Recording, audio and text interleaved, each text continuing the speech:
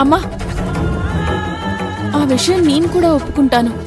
కానీ అది అవతలి వాళ్ళకి అర్థమయ్యేలా చెప్పాలి. కానీ ఇలా పోట్లాడితే ఎలా? స్నేహ, మామూలుగా చెప్పి చూసాం, కానీ వాళ్ళకి మన భాష అర్థం కావడం లేదు.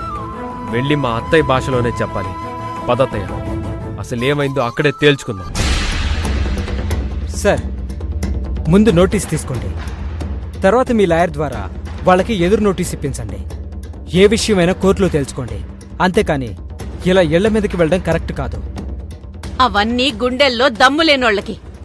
ఈ రుక్మిణి అంటే ఏంటో వాళ్ళకి చూపిస్తాను. పద శివ. ఆగమ్మా.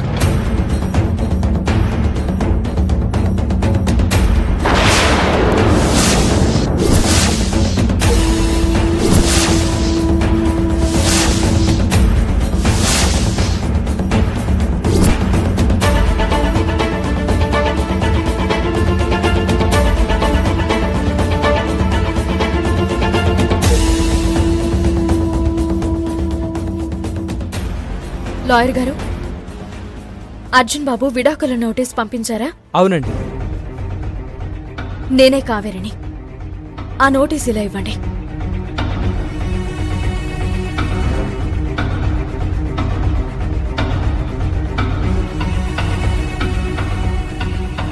కావేరి, కావేరి, కావేరి, ఏం చేస్తున్నావు? బిడ్డా, నీకేమన్నా మతిపోయిందా? విడాకుల కాగితాల మీద సంతకాలు పెడతావేంటి? అమ్మా, బంధం అంటే రెండు వైపుల వాళ్ళు కావాలనుకోవాలి.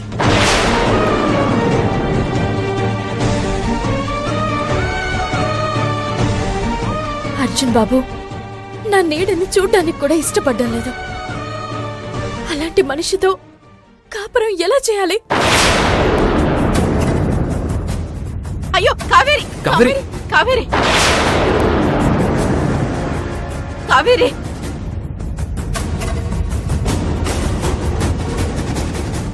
చెప్పేది విను. కావేరి,